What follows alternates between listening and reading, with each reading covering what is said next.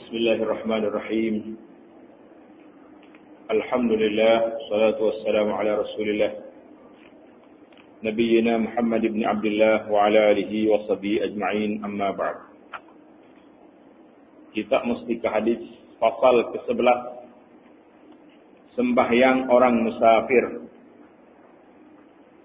Firman Allah Ta'ala, A'udzu billahi as-sami'il 'alim minasy syaithanir rajim.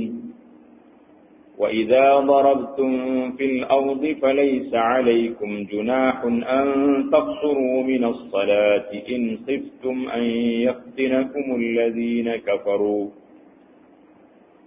Maksudnya, dan apabila kamu musafir di muka bumi, maka kamu tidaklah berdosa mengqasarkan, yakni memendekkan sembahyang jika kamu takut diserang oleh orang-orang kafir. Tengok nomor 1 di bawah, ayat 101 dari surah An-Nisa. Sungguh pun kandungan ayat suci ini menyatakan, orang musafir dibolehkan mengqasar sembahyangnya jika ia berada dalam keadaan cemas menghadapi ancaman musuh. Jadi kalau kita tengok daripada zahir ayat ini, qasar ni bila kita boleh buat? Apabila kita musafir dan takut, dalam keadaan takut. Sebab itulah sebagian ulama dalam masalah qasar ni dia tidak mutlak. Musafir takut baru boleh qasar. Tetapi orang musafir juga dibolehkan mengqasar sembahyang dalam masa aman. Jadi pendapat yang ramai ulamanya ini dia. Sebagai satu kemudahan yang diberikan oleh Allah Subhanahu wa taala kepada umat Islam. Sebagaimana yang dijelaskan oleh Rasulullah sallallahu alaihi wasallam semasa menjawab kemusykilan Sayyidina Umar radhiyallahu taala anhu. Jadi ada orang tanya Sayyidina Umar, dia kata macam mana sekarang ni kita tak takut lagi? Ada takut lagi sekarang ni kita musafir, tak ada takut? Lebih-lebih lagi di zaman kita ni lagilah selesa dengan jalannya, dengan tempat rehatnya, semua lengkap. Jadi boleh tak boleh paksa lagi. Jadi hukum ini dah sudah digezet ke bawahnya, orang musafir, salatul musafir boleh dipendekkan 4 jadi 2. Hukum sembahyang orang musafir selain daripada yang diterangkan dalam Al-Quran, seperti yang disebutkan di atas itu, diterangkan juga dalam hadis seperti berikut. An Ibni Abbas radhiyallahu taala anhuma, anna an-nabiy sallallahu alaihi wasallam kharaja min al-Madinati ila Makkah. La yakhaf illa rabbal alamin fa shalla rak'ataini. Daripada Ibn Abbas, Nabi sallallahu alaihi wasallam keluar belayar, keluar bermusafir dari Madinah Al-Munawwarah ke Makkah Al-Mukarramah dalam keadaan aman. Maknanya selepas daripada ayat ni pun Rasulullah sendiri dalam amalan dia, waktu dalam aman Nabi Mekah, tidak takut melainkan kepada Allah Tuhan sekalian alam. Lalu baginda mengerjakan sembahyang fardu yang 4 rakaat itu dengan 2 rakaat. Jadi sesatlah kita dalam masalah penjelasan ayat tadi. Kalau kita tengok zahir ayat, tak boleh. Jadi dalam keadaan takut baru boleh musafir, boleh qasar. Jadi melalui perbuatan amalan Rasulullah sallallahu alaihi wasallam, masalah perkara tersebut terjawab. Maknanya tak kira masa mana pun kecuali setelah kamu ni musafir, nama musafir, maka bolehlah qasar. Kecuali dibahas oleh ulama dalam masalah ni akan disebut nanti tentang orang musafir kerana musafir maksiat. Boleh ke tak boleh? Oleh orang yang keluar musafir dengan meninggalkan rumah tangganya dan kampung halamannya diberikan kelonggaran atau kemudahan dalam mengerjakan perintah-perintah syarak yang tertentu. Jadi orang musafir ni ada kelonggarannya. Sebab apa? Sebab safar ni dia panggil mazinnatul masyaqqah. Musafir ini salah satu sebab kepada susahnya orang itu. Susah bela susah. Susah. Dengan perjalanannya, dengan penatnya, berbagai-bagai kesusahannya ada. Di antara perintah syarak yang dibenarkan dalam perkara musafir ini, seperti sembahyang fardu yang 5 dan berpuasa pada bulan Ramadan dengan beberapa syarat yang tertentu. Mana Allah Ta'ala longgarkan kita dalam masalah ini dengan beberapa perkara. Mengenai sembahyang, ia diberi kemudahan mengerjakan sembahyang qasar Apa makna qasar? Yakni memendekkan bilangan rakaatnya dari 4 rakaat kepada 2 rakaat saja. Seperti yang dapat difaham daripada kandungan hadis ini. Menurut hadis-hadis yang lain, bahkan telah ijma'. Kita belajar dalam muqaddimah kita dulu, ijma' ni maksud apa? Sepakat ulama. Tak ada khilaf di kalangan ulama menyatakan hanya sembahyang zuhur, asar dan isya yang bilangan rakaatnya 4 rakaat yang dibolehkan mengqasarkannya dengan 2 rakaat. Mana hak angka genap boleh 4 boleh jadi 2. Hak 3 tak ada 1/2.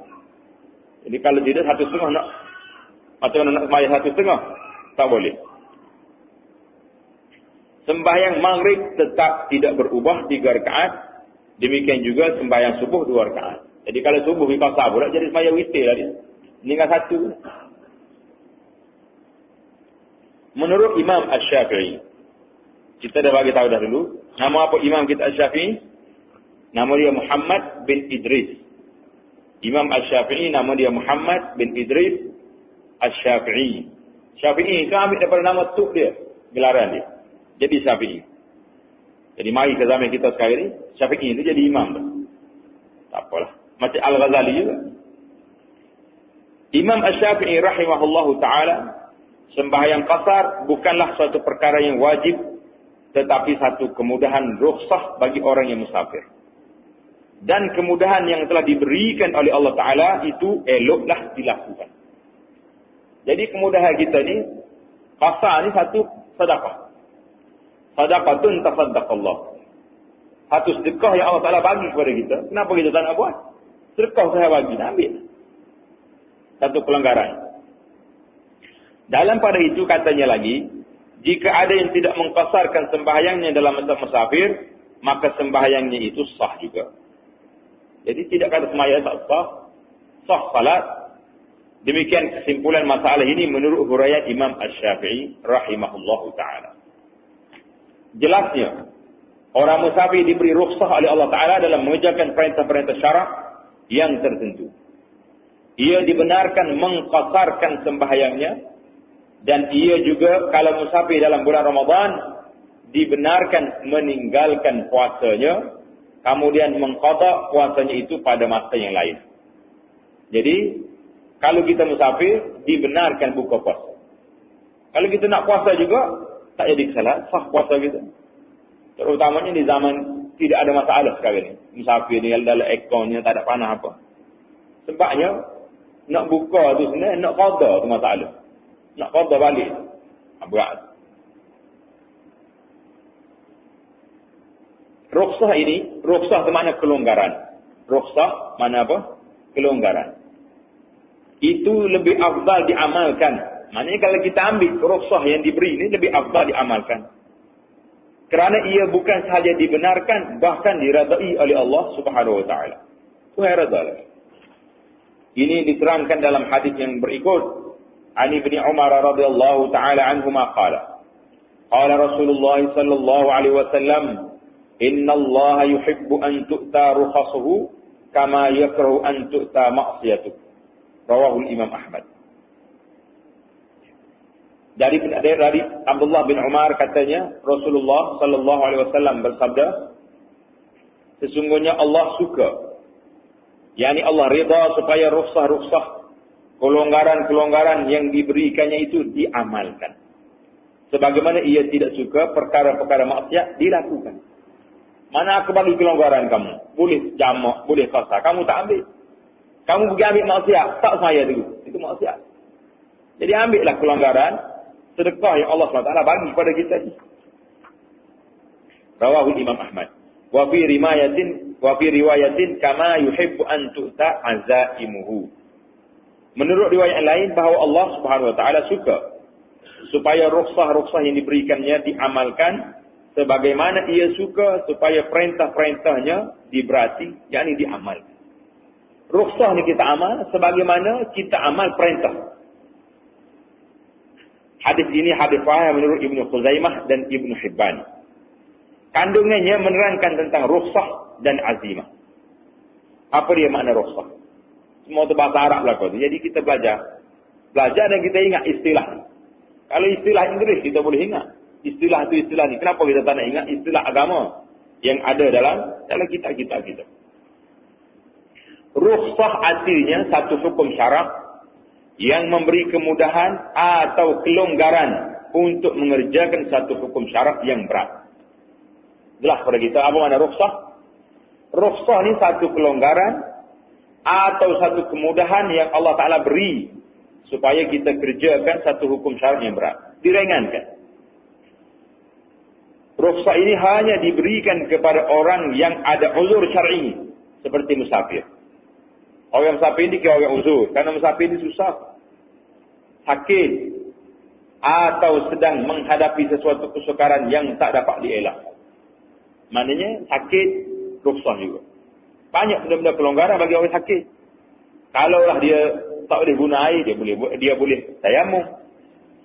Kalau dia tak ada masalah, susah nak semaya dalam setiap waktu, dia boleh jamak. Banyak kelonggaran dia. Bila orang yang tak ambil kelonggaran, dia akan berlaku pelanggaran. Dia akan tinggal. Itulah maksud adilnya. Allah Ta'ala suka mengambil benda yang dia beri kelonggaran ini daripada kamu tinggal yang aku longgarkan ini. Itu makna rukhsah. Apa makna azimah? Azimah maknanya perintah syarak yang diberati mengerjakannya dan tetap tidak berubah menurut keadaan asalnya. Makna azimah ni maknanya tak berubah keadaannya. 4 rakaat. Waktu kita tidak musafir. Hadis ini menerangkan dasar kemudahan yang terdapat dalam agama Islam. Sebagaimana yang ditegaskan oleh Allah Subhanahu wa taala dalam Al-Quran, yuridullahu bikumul yusra wa la yuridu bikumul usra. Allah menghendaki kamu beroleh kemudahan dan dia tidak menghendaki kamu menanggung kesukaran. Al-Baqarah 185. Dan firman-Nya lagi, wa ma ja'ala 'alaikum fid-din min haraj. Dan ia tidak menjadikan kamu menanggung suatu keberatan dan susah payah dalam perkara agama. Itu asas dalam kitab kita. Asas dalam agama Islam ni, Allah Ta'ala suka beri kelonggaran kepada hamba-Nya apabila ada tempat-tempat yang dia tidak mampu nak buat. Jadi kelonggaran yang ada dalam Islam jangan kita persempitkan. Kalau kita sempit agama ni, dia akan jadi sempit. Nabi SAW sebut, walan yushaddad din ahadun illa ghalabahu. Siapa dia main dalam urusan agama, dia akan kalah, dia akan tewas. Syarat-syarat sembahyang fasad. Menurut huraian ulama rahimahumullahu taala, orang musafir diberikan rukhsah kelonggaran untuk mengqasarkan sembahyangnya dengan syarat-syaratnya seperti berikut. Kita kena ingat ni. Macam mana syarat kita nak qasar? Yang pertama, perjalanannya itu dengan tujuan yang baik, bukan untuk melakukan maksiat. Tujuan kita berjalan ni tujuan yang baik. Bukan lagi orang maksiat, nak pergi mana ni? Nak pergi rumah anak di Kuala Lumpur. Baik atau tak baik? Baik. Nak ziarah silaturahim. Nak pergi ke mana ni? Nak pergi Putrajaya sebab ada makan terpelik Putrajaya nak tengok. Nak tengok makhluk Allah SWT yang dicipta oleh manusia cantik. Boleh pergi? Boleh jamak atau tak ada jamak? Boleh. Dia tak ada maksiat. Cuma kita nak pergi tengok saja. Kalau nak pergi mana ni? Nak pergi pesta. Orang buat anjur pesta besar-besar di stadium. Nak pergi. Ni tak masuk dalam musafir apa. Pelonggaran sehabu ini kita pergi lawai dia pula. Musafir lagi. Itu ni. Suruh ke tak suruh lagi? Tak kena. Itu yang pertama. Syarat yang pertama, perjalanan itu dengan tujuan yang baik, bukan untuk melakukan maksiat. Maka kita nak begini tujuan baik, tujuan yang sama ada ibadat ataupun tujuan yang mubah, yang harus. Tak ada maksiat. Yang kedua, jauh perjalanannya sekurang-kurangnya 2 marhalah. 2 marhalah ni kira-kira dalam kitab lama. Dalam kitab kita ni baik dah. Dia kata kira-kira 91 kilometer. Kalau kita pergi 91 kilometer, sesal. Kita duduk Kuala Kran ni ke Gua Musa. Berapa kilometer? 120. Boleh ke tak boleh fasal? Boleh ke tak? Cukup syarat dia. Yang ketiga, menuju ke tempat yang tertentu. Mesti ada tempat kita nak pergi. Orang yang tidak menentukan tempat yang hendak dituju, tidak dibolehkan mengqasarkan sembahyangnya. Sebab dia tak tahu berapa kilo dia akan pergi. Tak ada lagi mana, tak tahu. Pakai jalan gini. Tak boleh. Bila dia boleh qasar? Selepas lepas pada 91 kilo. Dia tak tahu lagi mana dia pakai pusmi ni. Minyak mahal, perang juga. Raung-raung sampai ke kamera Highland. Boleh qasar tak boleh qasar dia? Boleh lah sebab sudah langkah, sudah melebihi hak sempadan 2 marhalah. Tapi apa dalam perjalanan ni tak boleh. Dia tak tahu lagi mana. Boleh jadi dia pergi sampai ke tengah jalan. Dia pergi balik konak balik. Sebab tak tahu tujuan. Yang keempat, berniat mengerjakan sembahyang qasar beserta dengan takbiratul ihram pada tiap-tiap kali dia mengerjakan sembahyang. Jadi kita nak qasar ni kita niat. Niat aku qasar sembahyang. Yang kelima, berjaga-jaga daripada sebarang perkara yang berlawanan dengan niatnya itu. Kalau ia menaruh syak, adakah ia telah berniat mengqasarkan sembahyangnya atau tidak, maka dengan itu ia tidak dibolehkan mengqasarkan sembahyangnya. Dan wajiblah ia mengerjakan sembahyang dengan tamam, cukup 4 rakaat. Jadi dalam masalah ini tak perlulah kita was-was dan kita niat dan nak sembahyang qasar. Tiba-tiba kita was-was pula, itu dipanggil was-was.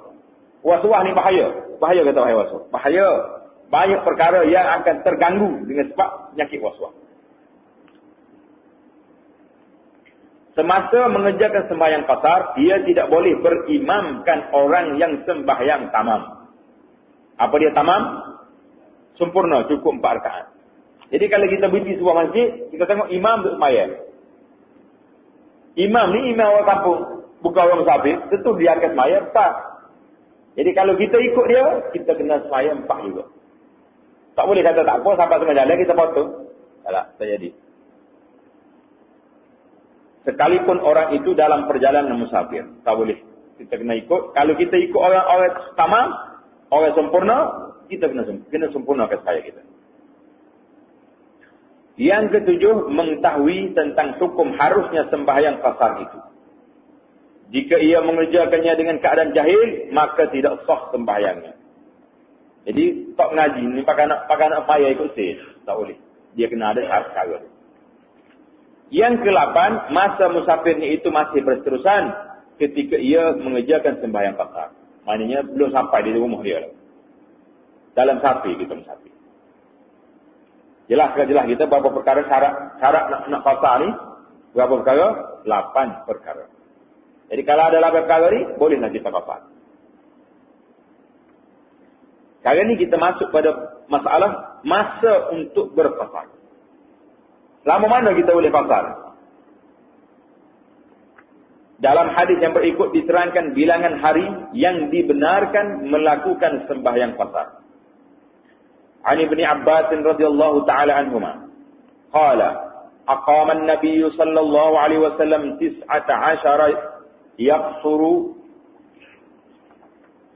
yaqsur rawahul Bukhari. Daripada Ibn Abbas katanya Nabi sallallahu alaihi wasallam tinggal di Mekah 19 hari dengan mengerjakan sembahyang qasar. Maknanya dalam riwayat ini Nabi kita sembahyang qasar selama mana? 19 hari. Peristiwa ini berlaku setelah baginda sallallahu alaihi wasallam berhijrah ke Madinah dan bermustautin di sana.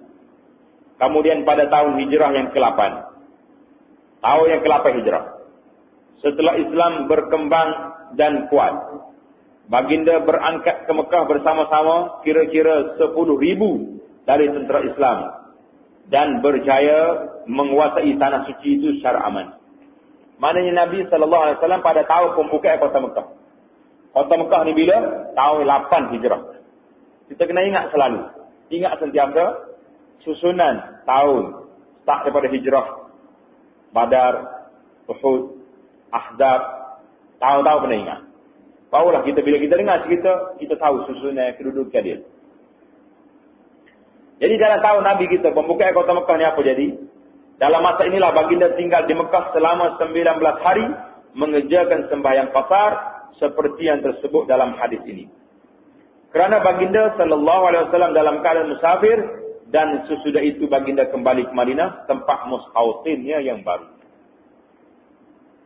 Jadi, dalam hadis ini berapa hari boleh bayar qasar? 19 hari. An Imran ibn Husain radhiyallahu ta'ala anhu qala, "Ghazawtu ma'a Rasulillah sallallahu alaihi wasallam wa shahidtu ma'ahu al-fath.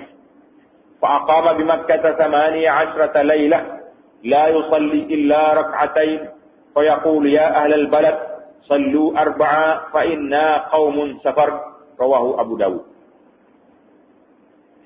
Dari Imran bin Husain katanya, aku pernah turut berperang bersama-sama Rasulullah sallallahu alaihi wasallam dan aku telah turut serta semasa baginda mencapai kemenangan, menguasai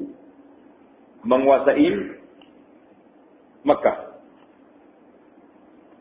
Lalu ia tinggal di Mekah selama 18 malam. Oh tadi 19 hari, 18 malam. Bercanggah ke tak bercanggah dua riwayat? Tak bercanggah dah. Kalau kira malam. Hari 19. So, ada kan kita nak pergi berapa hari? 5 hari, 4 malam. Ataupun 5 malam, 4 hari. Dia kena pandai main matematik tu. 18 malam tidak mengerjakan sembahyang melainkan dengan qasar 2 rakaat. Dan baginda sallallahu alaihi wasallam juga memberitahu sidang jamaah. Sabdanya, wahai orang-orang Mekah, sembahyanglah kamu 4 rakaat, kami sembahyang qasar 2 rakaat kerana kami kaum musafir. Maknanya Nabi nak sembahyang, dia bagi tahu kepada Mekah, ya ahla Makkah atimmu fa inna qaum safar.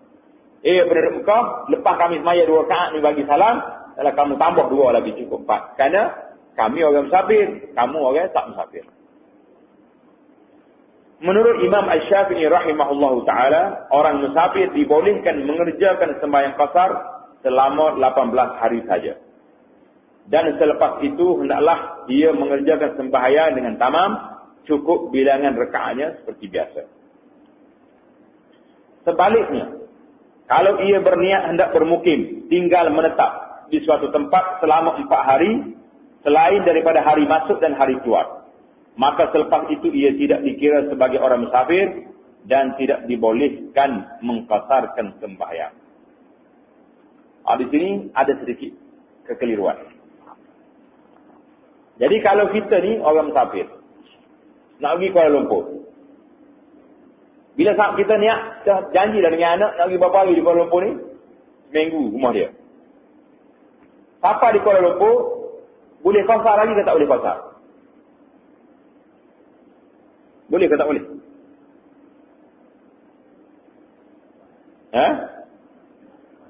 Boleh qasar lagi sampai 4 hari. Kau macam mana? Coba kata sikit, nak dengar. Kau duduk pahal selama ni lagu mana? Pasal banyak kekeliruan yang timbul di masalah ni. Kalau orang ni nak pergi Kuala Lumpur seminggu, apa rumah anak dia boleh qasar lagi ke tak boleh qasar dah? Boleh? Mana ni orang pergi rumah anak? Tak boleh dah sebab kita niat lebih daripada 4 hari. Maknanya siapa ada putus dah, kena semaya tamam, semaya sempurna. Tapi kalau nak pergi 3 hari, berapa hari nak pergi anak tanya? Ambil tiket bas untuk 3 hari. Jadi dia boleh terus qasar kerana belum cukup masa dia. Sebagai masyarakat kita, dia pasal lagu lain. Nak pergi 10 hari rumah anak pun tak apa. 4 hari pertama tu qasar dulu. Lepas pada 4 hari tu barulah tak jadi orang Kuala Lumpur. Itu silap faham. Nak dianya, kalau kamu niat lebih daripada 4 hari, lain pada hari masuk, hari balik, maka siapa-siapa tempat tu habis. Habis dah qasar dia. Terus kena semaya tamam. Lagu mana? Payah dah tu. Jelas balik dah. Kau kowel lagi. Maknanya dalam penjelasan ini, kalau kita bergerak, menunggu satu benda, tak tahu masa bila tamat, dalam kitab kita ni, kita boleh tunggu sehingga 18 hari. Kalau mari tepat dah, duduk memang tahu dah, planning sudah siap dah, seminggu nak duduk, 5 hari nak pergi, khusus kalau pergi rumah anak, apa tu sudah habis dah masa kita musafir. Walaupun ada lagi pandang. Tapi kalau kita bergerak, berapa bulan pun tidak jadi kesalahan. Kerana tidak duduk tepat. Kita musafir kita. 4 bulan tu. Apa? Boleh lagi. Ini satu pandangan dalam mazhab Syafi'i. Pandangan yang kedua tentang perbahasan lain itu ada lagi pandangan yang lain. Yang apa ni? Yang dia tidak ambil kira. Selagi nama orang itu musafir, dia boleh qasar. Itu ada juga pandangan yang kedua. Tapi kita tengok dalam pendapat ini. Menjamakkan sembahyang qasar. Kita kena ingat. Qasar ni satu bab. Jamak, satu bab. Tak semestinya boleh jamak, boleh qasar. Tak kira lagi. Ada tempat, dia qasar, tak jamak.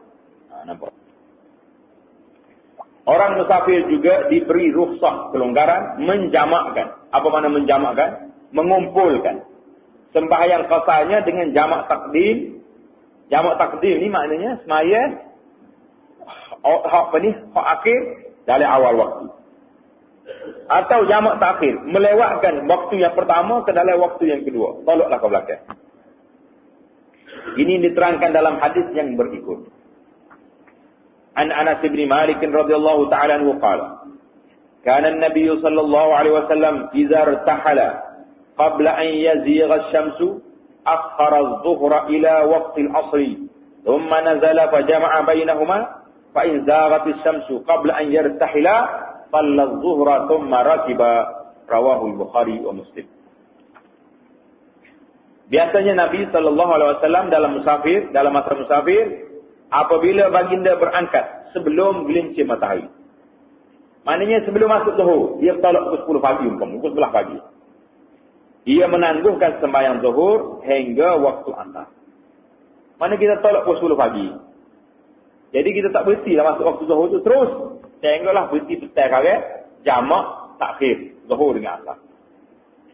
Kemudian baginda turun dari kenderaannya lalu ia menjamakkan keduanya zuhur dan asar dengan jamak takhir. Kalau pula gelincir matahari sebelum baginda berangkat. Mana sebelum bertolak ni masuk waktu zuhur. Ia sembahyang zuhur, kemudian ia berangkat meneruskan perjalanan. Tengok keadaan. Kalau kita masuk waktu dah, kita sembahyang jamak takdim. Kalau kita tak masuk waktu lagi, kita sembahyang jamak takhir. Mana yang lebih senang? Kerana berhenti dalam perjalanan ini susah. Melewatkan perjalanan, dan banyak lagi perkara-perkara yang boleh menangguhkan pergerakan kita. Melewatkan pergerakan. Dalam hadis-hadis sahih, riwayat Al-Hakim dan Abu Nuaim, diterangkan bahawa baginda sallallahu alaihi wasallam juga pernah jamakkan sembahyang zuhur dan asar dengan jamak takdim sesudah gelincir matahari, kemudian baginda berangkat meneruskan perjalanan. Ada juga yang Nabi kita buat pada tersebut. Maknanya kelonggaran ini boleh berlaku. Nak bagi tahu di sini beberapa jenis cara ni boleh. Sama ada kita jalan berhenti sembahyang zuhur dulu, jamak takdim. Jalan pula, tak jadi salah. Ataupun nak lewatkan zuhur pada asar, boleh. Nak jamak takdim dengan asar dengan zuhur, boleh. 3 cara ni semua boleh. Dalam hadis yang lain, hadis Hasan, riwayat At-Tirmizi dari Muaz bin Jabal radhiyallahu taala anhu, diterangkan bahawa selain daripada sembahyang zuhur dan sembahyang asar, Rasulullah sallallahu alaihi wasallam pernah jamakkan sembahyang maghrib dan isya dengan jamak takdim dan jamak takhir. Maknanya benar boleh tukar-tukar waktu. Jamak. Apa dia makna jamak? Maksudnya menghimpunkan. Jamak itu makna menghimpunkan, mengumpulkan. Takdim makna mendahulukan. Takdim makna apa? Mendahulukan. Takhir melewatkan atau menangguhkan. Istilah kita tu. Jamak makna kumpul. Kumpul. Takdim mendahulukan. Takhir melewatkan. Faham dah kita istilah. Dah faham dah. Sembahyang fardu. Yang dibenarkan menjamakkannya ialah zuhur dengan asar. Dan maghrib dengan isya. 2 kembar ni boleh. Zuhur kembar asar, maghrib dengan isya. Subuh ada 2 ke? Subuh tak ada. Kau buat gus sendiri tak kira tu. Oh tak masuk dalam akta. Kamar dia buat gus sendiri tak? Buat. Nak lagu mana? Dia hanya tak khabar molek ke? Sembahyang subuh tetap seperti biasa, tak ada kawan dia. Sebab dia cukup jauh jarak dari saudara-saudara. Jauh. Jamak takdim, kita nak masuk pada huraian tentang jamak pula. Jamak takdim ialah mengerjakan sembahyang zuhur dan sembahyang asar pada waktu zuhur. Nombor 4 dan 5 ni dia kata, itulah dia katakan takdim. Yakni mendahulukan sembahyang asar dan sembahyang isya dari waktunya yang asal. Mula-mula sembahyang zuhur 2 rakaat dan setelah memberi salam diiringi dengan sembahyang asar 2 rakaat juga. Maya zuhur dulu, selesai maya zuhur, maya asar lagi. Dalam waktu yang pertama. Longgar ke tak longgar ni? Longgar benar. Sebab kita selesai dah. Kalau kita berjalan kalau tak nak berhenti pun tak apa dah. Asar dah semaya dah dengan zuhur. Berhenti, malam kau untuk maghrib dengan isya. Ini satu pelonggaran yang besar Allah Ta'ala bagi pada kita. Kalau ada orang cakap Islam ini payah, susah, kita kena tanya dia, awak bercakap ni khabar atau tak khabar? Kalau dia kata khabar boleh, kalau tak apa khabar tu. Orang dia tak khabar ni kacik ngapu, betul tak? Kacik ngapu.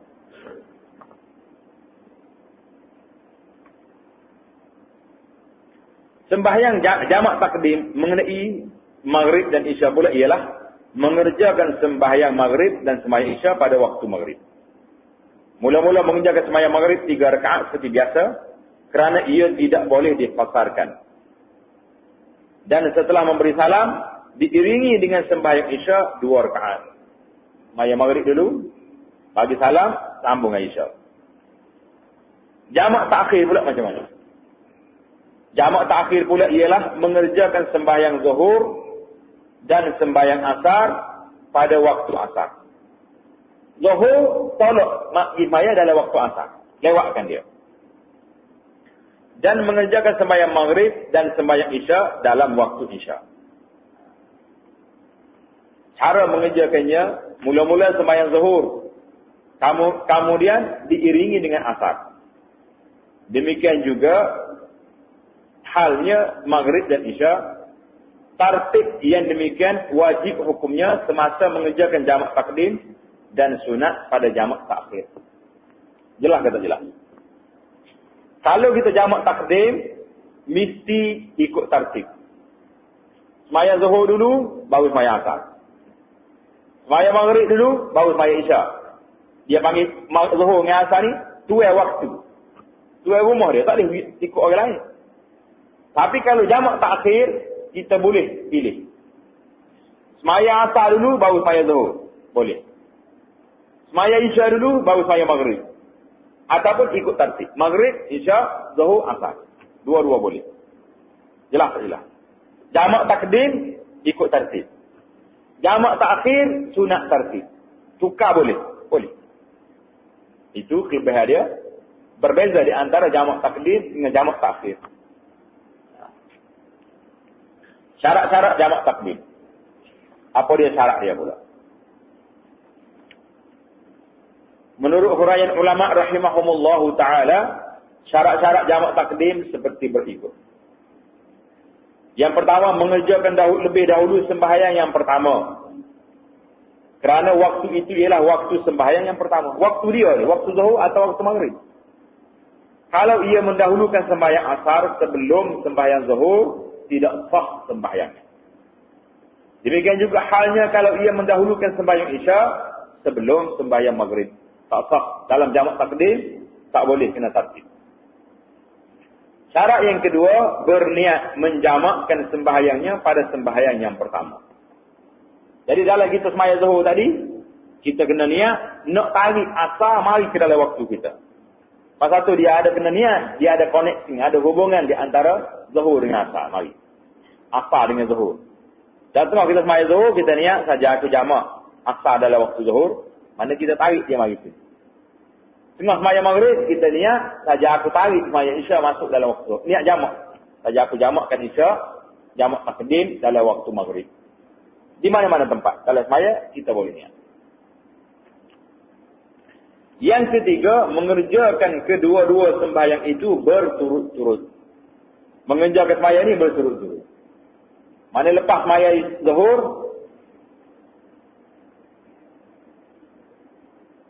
qada qamat. Maya asar. Ataupun lepas maya zuhur terbatal wuduk. Segera pergi ambil wuduk, masuk balik, sambung. Jadi kalau lepas maya zuhur, ngantuk tidur dulu. Bangun-bangun saya, jamak dengan asar, tak jadi dah. Sebab sudah putus hubungan dua. Tak ada apa ni. Jadi kita bahas malam ini dalam kitab kita lah. Dalam kitab dalam mazhab Syafi'i, takut ada celaru pula. Banyak lagi perbahasan lain yang kita boleh bahas. Syarat-syarat jamak takhir pula. Syarat-syarat jamak takhir pula seperti berikut. Biasanya jamak takdim. Jamak takdim berapa syarat ada? 3 syarat. Boleh ingat? Syarat yang pertama, mengerjakan lebih dahulu sembahyang yang pertama. Syarat yang kedua, mana tartib.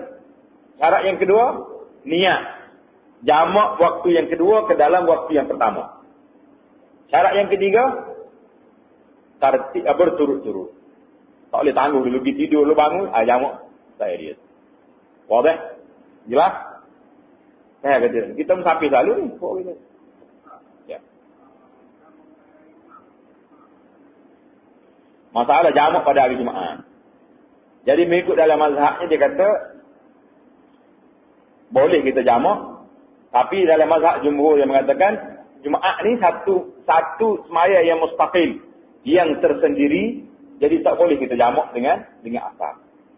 Jadi pendapat dalam kitab apa ni ulama Syafi'iyah dia kata boleh kita jamak pasal zuhur tu asar tu ganti daripada zuhur. Lepas kita sembahyang Jumaat kita niat sembahyang asar.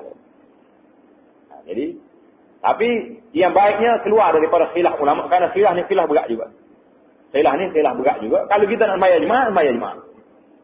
Sembahyang asar pula nanti. Kalau tidak pun kita terus sembahyang zuhur dengan asar serta masalah dia.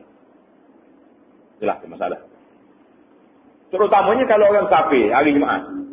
Orang musafir hari Jumaat, menurut mazhab Syafi'i, kalau dia musafir selepas terbit fajar, masuk waktu subuh dia, kita baru musafir, maka orang ni tidak gugur fardu Jumaat dia. Dia kena cari juga Jumaat mana-mana tempat. Tapi kalau dia musafir malam Jumaat, sebelum fajar, mana pukul 5 kita tolak dia.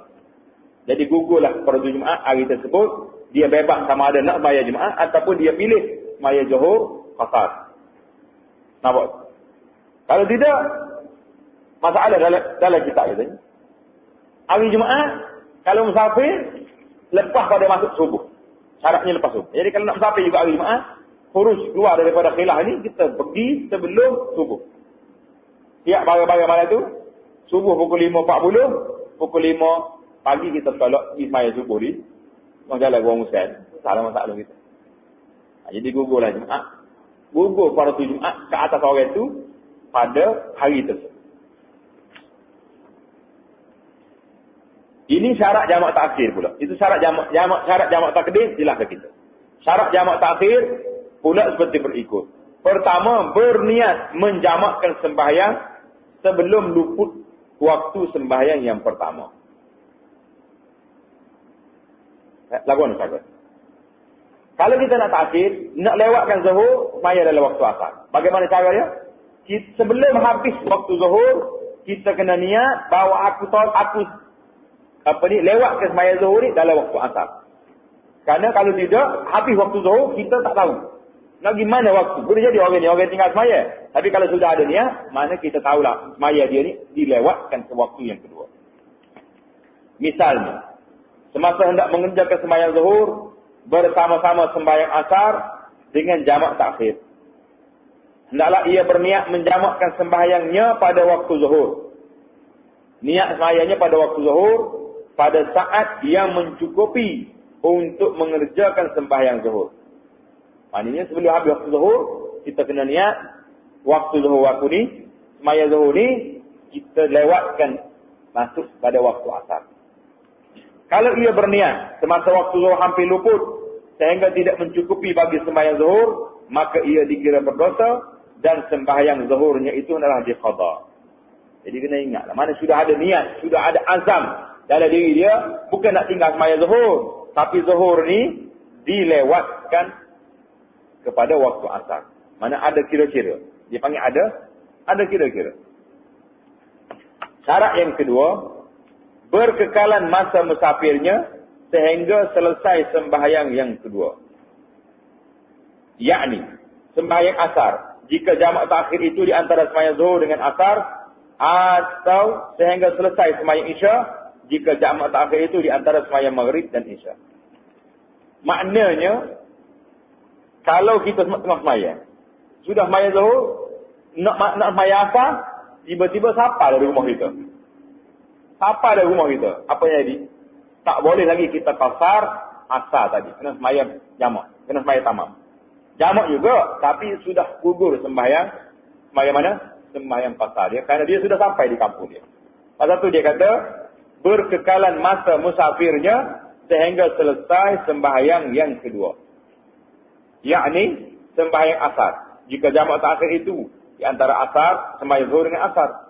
Atau sehingga selesai sembahyang isya, jika jamak terakhir itu di antara sembahyang maghrib dengan isya.